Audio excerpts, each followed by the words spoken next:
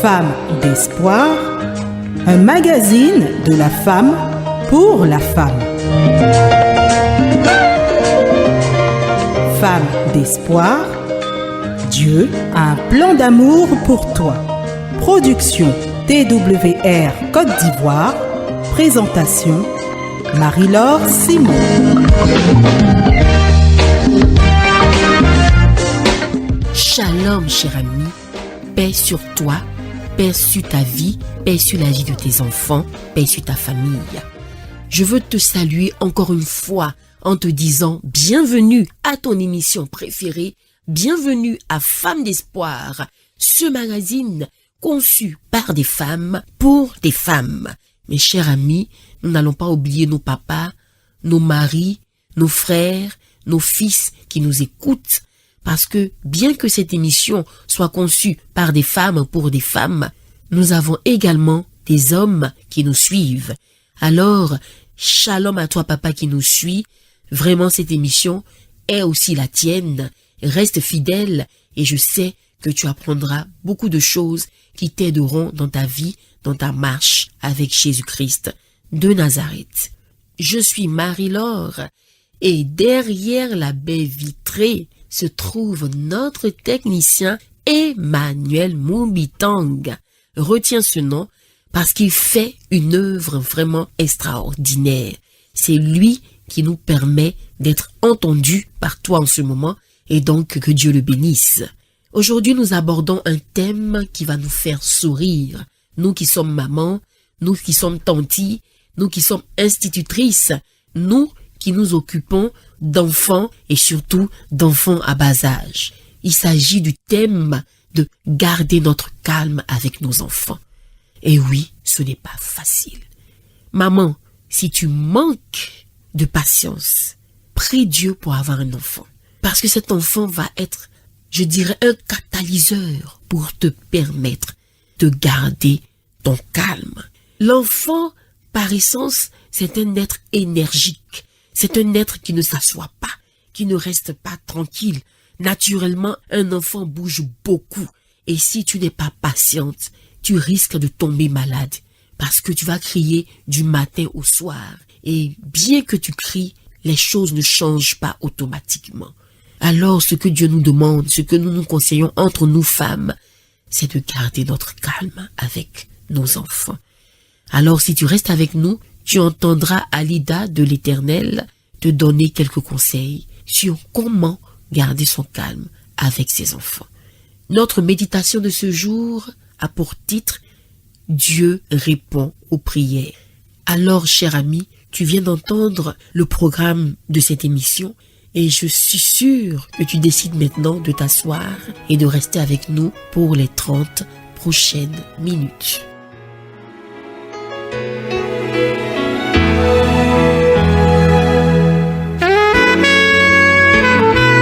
Leçon pour la vie. Leçon pratique.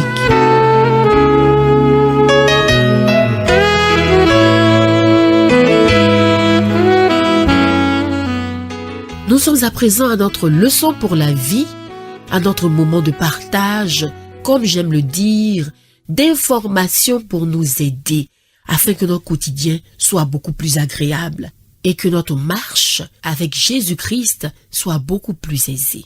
Aujourd'hui, comme je te l'ai dit il y a quelques instants, nous parlons de comment garder notre calme avec nos enfants, ou avec les enfants en général. Alida de l'Éternel, qui est une invitée qui n'hésite pas à répondre oui lorsque nous la sollicitons, nous donne son avis en tant que mère de 2 garçons. Elle nous donne son avis sur comment nous pouvons garder notre calme. Elle nous explique combien de fois il est important de garder son calme avec ses enfants. Sinon, nous passerons à côté de beaucoup de choses dans leur éducation et dans leur évolution. Alors, chers amis, écoutons ensemble l'entrevue que Alida et moi nous avons eue et nous reviendrons pour vraiment expliquer qu'il est important que nous gardions notre calme avec nos enfants. Écoutons ensemble. Shalom Alida, comment vas-tu? Je vais bien, par la grâce de Dieu. C'est vrai que j'ai annoncé le thème d'aujourd'hui en introduction, mais il faut que nous répétions ce thème-là. C'est de garder notre calme avec nos enfants. Je sais que les mamans ou bien les personnes qui s'occupent d'enfants sourient parce que c'est un thème qui est tellement important pour nous qu'on se demande pourquoi depuis nous n'avions pas abordé. C'est vrai que Alida sourit ici, mais cher ami, toi qui as des enfants, tu sais pourquoi nous sourions, pourquoi nous rions. Garder son calme avec ses enfants, c'est vraiment presque mission impossible, n'est-ce pas, Alida? Je crois que c'est un miracle même. C'est un miracle de Dieu.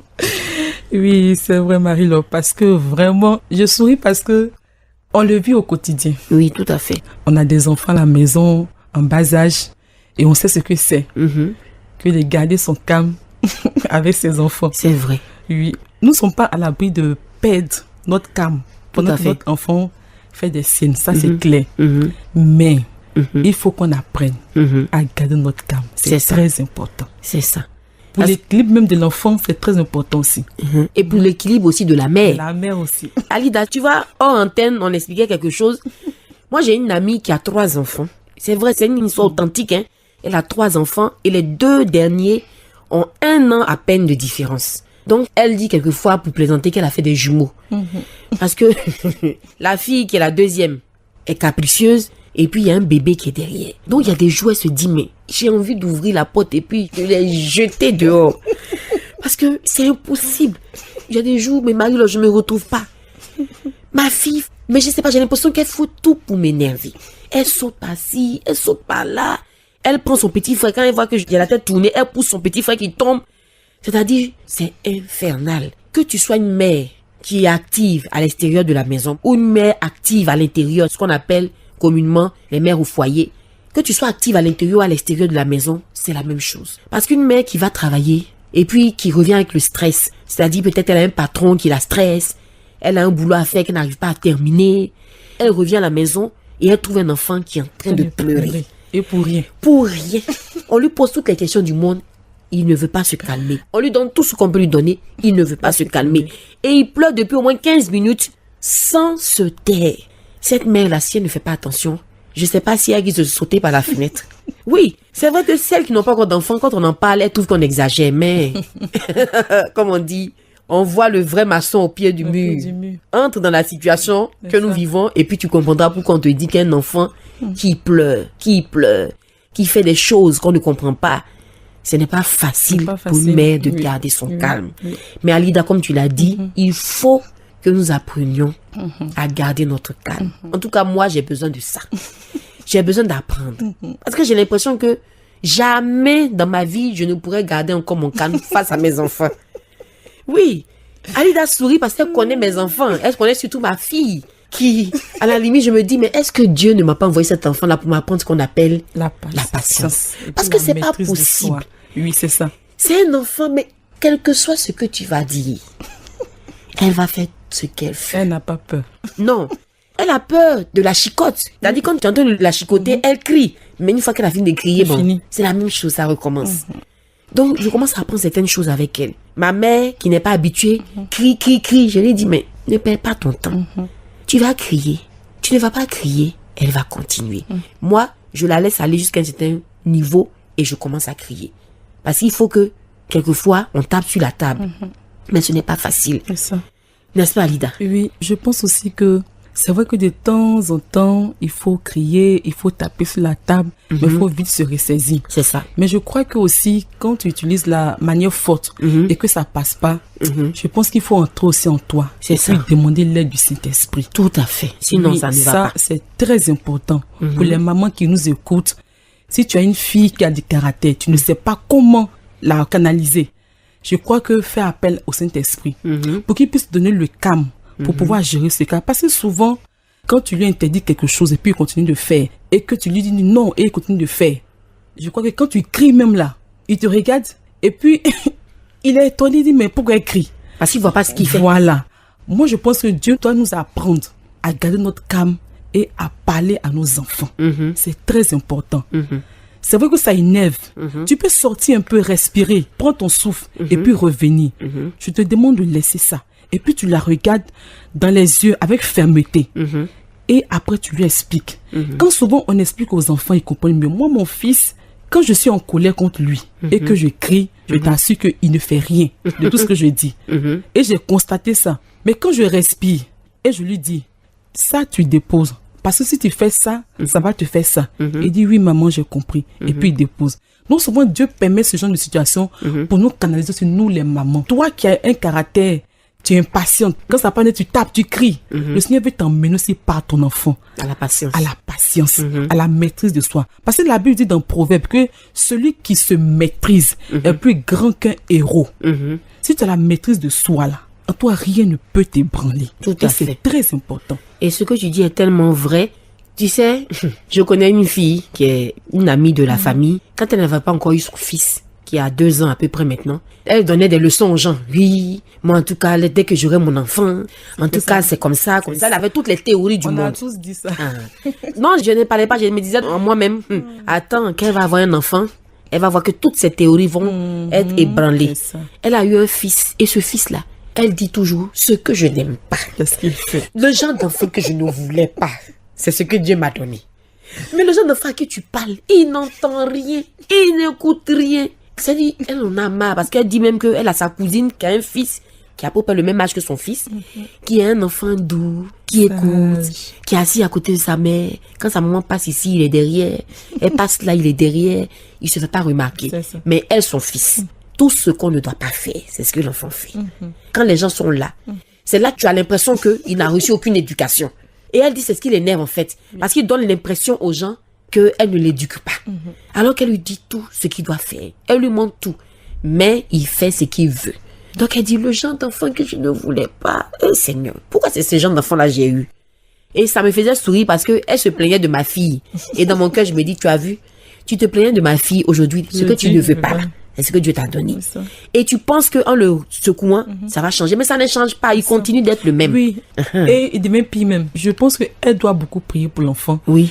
Et apprendre à se maîtriser. Oui. C'est très important. Et puis, il ne faut pas aussi qu'elle dise, c'est le genre d'enfant que je ne voulais pas. Au contraire, elle doit bénir le Seigneur pour l'enfant qu'il lui a donné. Et en bénissant le Seigneur, je crois que Dieu va faire voir en cet enfant des qualités qu'elle ne voyait pas. Parce qu'elle ne voit que des défauts. Nous, ça fait qu'elle est impatiente. Alors que si elle commence à remercier Dieu pour cet enfant qu'il lui a donné, elle verra des qualités. Oui. Et qui vont l'aider à aider l'enfant à être comme Dieu veut qu'il soit. Amen. Amen. Et toi, maman qui crie, et nous sommes toutes dans ce cas-là, nous crions. On demande à Dieu de nous aider, oui. Toi, maman qui crie et qui te dit, mais est-ce que cet enfant-là même, je vais pas m'en débarrasser un jour. Oui, c'est vrai. Alida, tu sais que des fois, il y a des choses qui te passent en tête. Oui. Et puis après, tu te dis, mais comment j'ai pu penser à ça? Mais tu es tellement stressé, tu n'en peux plus, au point où tu te demandes, est-ce que je vais pas faire ça ou ça? Et c'est dangereux. Toi qui es arrivé à ce stade-là, laisse-moi te rassurer. Oui. Tu sais, il y a des enfants qui sont difficiles quand ils sont petits. Et puis, quand ils deviennent grands, tu les retrouves doux. Oui, très sages même. Très sages. Oui. Et ça va t'étonner. Moi, mon ami dont je te parlais, qui a 3 enfants, qui à un moment ne s'en sortait pas. Un jour, son grand-fils, qui est aussi vraiment un enfant à caractère. Elle était enceinte du 3e, elle n'en pouvait pas. L'enfant faisait des choses. Et dans la rue, elle a tapé. Et il y a un monsieur qui passait qui lui a dit, mais madame, il ne faut pas taper ton enfant. Que moi, j'ai eu un fils qui était plus grave que le tien, qui était terrible. Un enfant que j'ai chicoté, je n'en pouvais plus. Et puis un jour, je me suis assis, j'ai été étonnée. L'enfant qu'elle a eu 7 ans, 8 ans, il a changé. Au point où moi-même maintenant j'ai peur. Je me demande s'il n'y a pas quelque chose qui lui passe par la tête parce qu'il est trop calme. Cet enfant-là, il va s'assagir. Laisse le temps faire son travail. Et elle dit, c'est ce qu'elle a compris aujourd'hui. Tu vas voir que cet enfant, il est difficile, enfant, mais à 10 ans, il peut être le plus sage de tous les enfants. Et puis aussi, je demande aux mères aussi de ne pas être trop dures parce que je connais une sœur qui avait son enfant qui était vraiment turbulent quand il était petit. Et comme elle est impatiente, elle ne savait pas que le Seigneur lui avait donné cet enfant pour changer son caractère. Elle était impatiente, elle criait. Et l'enfant a grandi, il s'est renfermé. Il n'est plus cet enfant plein de vie, plein de joie. Il est devenu calme. Mais elle n'arrive plus à communiquer avec son enfant. Il s'est fermé en fait. Et aujourd'hui, elle regrette. Je pense que nous devons hausser le ton, souvent, mais communiquer beaucoup plus et puis montrer à nos enfants aussi qu'on les aime. Tout à fait. C'est très important aussi. C'est vrai. Le Saint-Esprit, c'est lui qui peut nous aider. Voilà. Il peut nous aider à vraiment avoir la maîtrise de nous-mêmes, à pouvoir gérer nos enfants, même s'ils sont les plus difficiles du monde. Et comme disait une personne, tu vas vouloir jeter ton enfant, tu vas remarquer que l'enfant du voisin est pire que le tien. Donc, comme on dit chez nous, on ne jette pas son enfant pour prendre l'enfant des autres. Parce que tu vas prendre l'enfant des autres et quand tu vas vivre cet enfant, tu vas te rendre compte que mon enfant même était meilleur. Il avait un meilleur caractère. Comme quoi, maman, demande au Saint-Esprit de t'aider. Lui seul peut te donner cette patience. Et pour terminer, je veux te dire une chose. Un jour, je suis allée chez le pédiatre avec ma fille. Et ma fille, tu la connais, elle reste pas tranquille. Et le pédiatre me disait que la plupart des enfants qui sont turbulents, qui bougent beaucoup, sont des enfants qui sont intelligents. Que les enfants qui sont intelligents, en général, ils ne restent pas tranquilles. Et une fois, il y a une dame qui rentrait dans son bureau. Elle avait un enfant qui était très calme. Elle était toute contente. Et puis, il lui a dit comme ça que, les enfants qui bougent beaucoup, ils sont intelligents, hein. Et la femme a regardé son fils. Elle a dit, mais faut bouger. Faut commencer à être un peu turbulent. Parce qu'elle s'est rendue compte que son enfant était trop calme. Et maintenant, elle réalisait que peut-être que c'est pas forcément vrai. C'est ça. Mais elle se disait que puisqu'il est trop calme, peut-être qu'il n'est pas très intelligent. Donc maintenant, comme le pédiatre lui dit que beaucoup d'enfants intelligents sont turbulents ou bien sont un peu énergiques, il faut maintenant que son enfant soit énergique. Donc maman, peut-être que ton enfant est tellement intelligent, tellement doué, que cette énergie dont il déborde là, il veut l'utiliser. Tu peux lui trouver une activité, peut-être sportive, pour vraiment l'aider à évacuer ce trop-plein d'énergie qu'il a. Et surtout, tourne-toi vers le Saint-Esprit. Comme nous aussi ici. Nous nous tournons déjà, hein, mais ça ne suffit pas. Il faut que nous nous tournions totalement maintenant vers le Saint-Esprit pour nous aider à avoir la maîtrise de nous-mêmes face à nos enfants, à rester vraiment des mères qui ont le contrôle de leurs émotions face aux enfants qui sont quelquefois un peu difficiles. J'espère que tu as écouté comme moi cette interview et Alida nous a dit tellement de choses que nous comprenons qu'il est important que nous sachions garder notre calme avec nos enfants. Ce n'est pas facile. C'est même quelquefois mission impossible, mais nous devons le faire. Nous devons garder notre calme, nous devons apprendre à le faire en tout cas. Et nous devons demander au Saint-Esprit de nous donner la force afin que nous puissions garder notre calme face à des enfants qui pleurent, face à des enfants qui crient, face à des enfants qui n'écoutent pas, face à des enfants qui bougent dans tous les sens. Ce n'est pas évident pour une mère qui est déjà fatiguée en fin de journée, qui a besoin de sommeil, qui a besoin de repos, de se retrouver avec des enfants qui font, je pourrais dire, du bruit à n'en plus finir dans la maison. Ce n'est pas facile, mais Dieu peut nous aider à garder notre calme.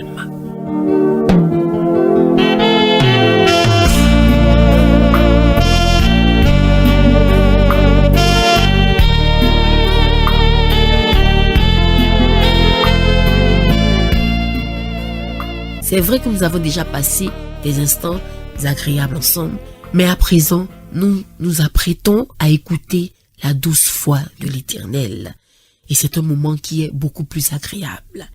Notre leçon pour l'âme, c'est-à-dire notre méditation de ce jour, a pour titre « Dieu répond aux prières ».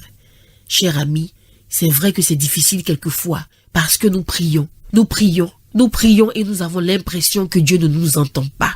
Mais la parole de Dieu nous dit que Dieu répond aux prières.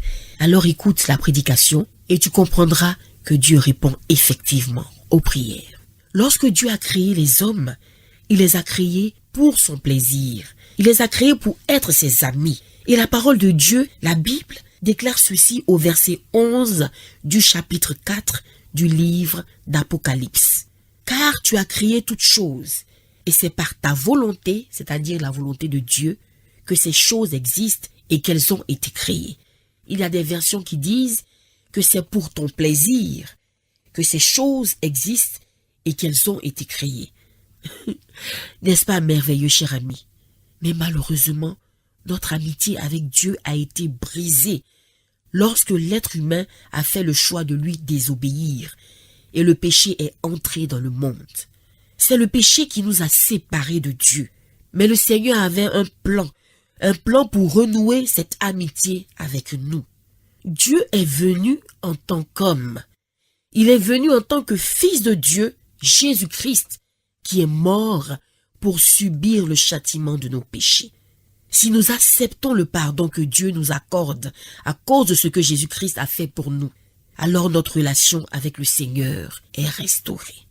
Il nous dit au verset 12 du chapitre 1 de l'Évangile selon Jean que nous avons ensuite le pouvoir de devenir enfants de Dieu. Ceci signifie donc qu'il n'est pas juste notre ami, mais Dieu est également notre Père aimant, puisque nous devenons ses enfants. Je veux te poser une question maintenant. Cher ami, est-ce que tu penses que Dieu répond à nos prières? Avant que nous ne continuions, voici une autre question. Si ton enfant a un problème, s'il a besoin d'une chose et qu'il vient vers toi pour demander de l'aide, l'aideras-tu? Je suis persuadé que tu répondras oui. Un jour, Jésus s'adressait à une multitude de personnes rassemblées. Il leur donnait un enseignement sur toutes sortes de choses à propos de la manière de vivre correctement. Une des choses qu'il leur a enseigné ce jour-là concernait la prière. Et voici ce qu'il a dit du verset 9 au verset 11 du chapitre 7 de l'Évangile selon Matthieu. Lequel de vous donnera une pierre à son fils s'il lui demande du pain? Ou s'il demande un poisson, lui donnera-t-il un serpent? Si donc méchant comme vous l'êtes, vous savez donner de bonnes choses à vos enfants, à combien plus forte raison votre Père qui est dans les cieux donnera-t-il de bonnes choses à ceux qui les lui demandent? Donc, cher ami, je repose la question. Est-ce que tu penses que Dieu répond aux prières?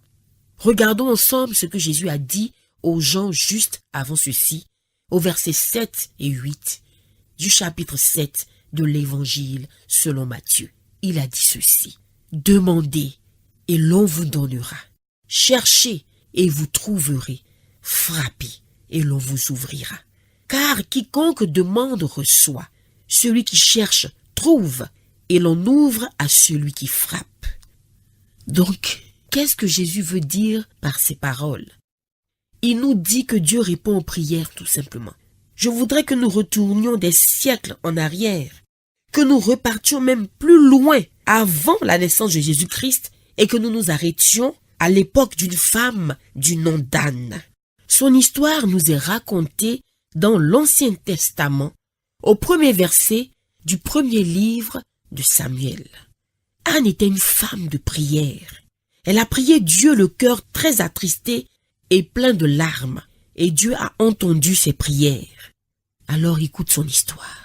Le premier verset du premier livre de Samuel nous dit qu'Anne était l'une des épouses d'un homme du nom d'Elkana. L'autre femme de cet homme s'appelait Pénina. En ces temps-là, il était très courant d'avoir plus d'une femme. Et la Bible déclare très simplement au verset 2 ceci. Pénina avait des enfants, mais Anne n'en avait point. C'est la raison pour laquelle elle était si attristée et qu'elle versait tant de larmes. Non seulement Anne n'avait pas d'enfants, mais ce qui la rendait encore plus triste, c'est que l'autre femme, Pénina, se moquait d'elle et la ridiculisait parce qu'elle n'avait pas d'enfants.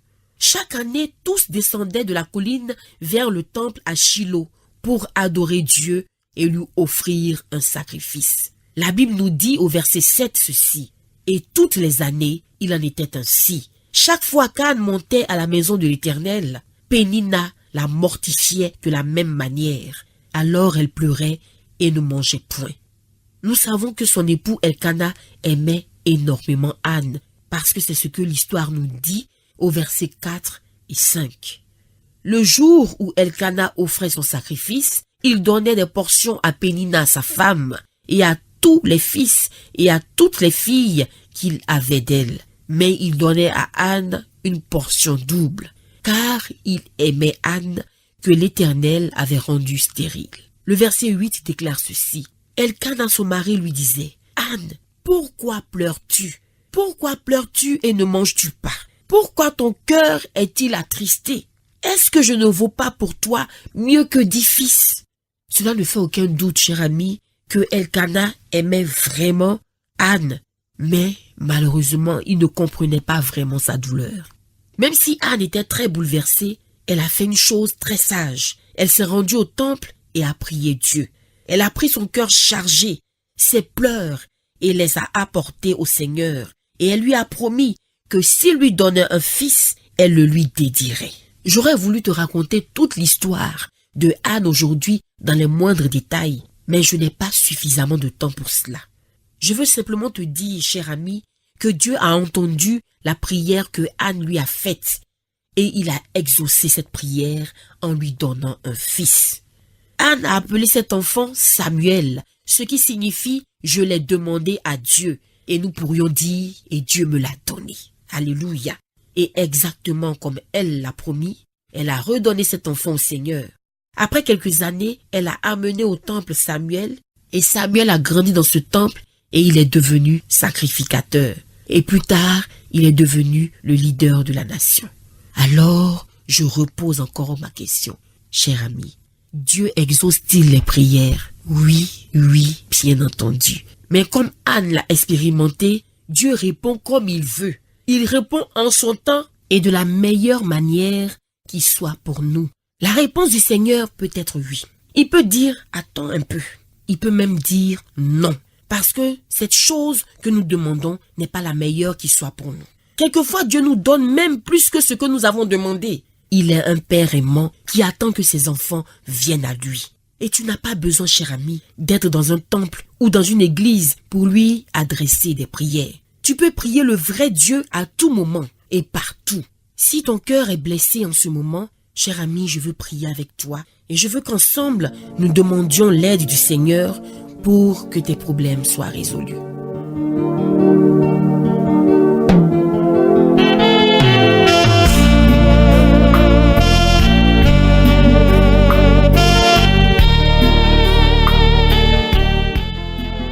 Oh papa, merci d'avoir créé mon ami. Merci de m'avoir créé pour qu'ensemble, nous soyons tes amis. Merci d'avoir envoyé Jésus-Christ pour enlever nos péchés, afin que nous puissions devenir tes enfants. Tu sais ce qui blesse notre cœur en ce moment. Je t'en supplie, aide-nous à résoudre nos problèmes. S'il te plaît, ô Seigneur, aide-nous à te faire confiance et à croire que tu répondras à notre prière avec la bonne réponse et au bon moment. Nous te confions notre problème maintenant au nom de Jésus-Christ. Amen. Femme d'espoir, c'est terminé. Cher ami, si tu veux nous joindre, si tu veux nous parler, n'hésite pas à nous appeler au 05 51 49 06. Je répète, 05 51 49 06. Que Dieu te fortifie, qu'il te garde. Shalom.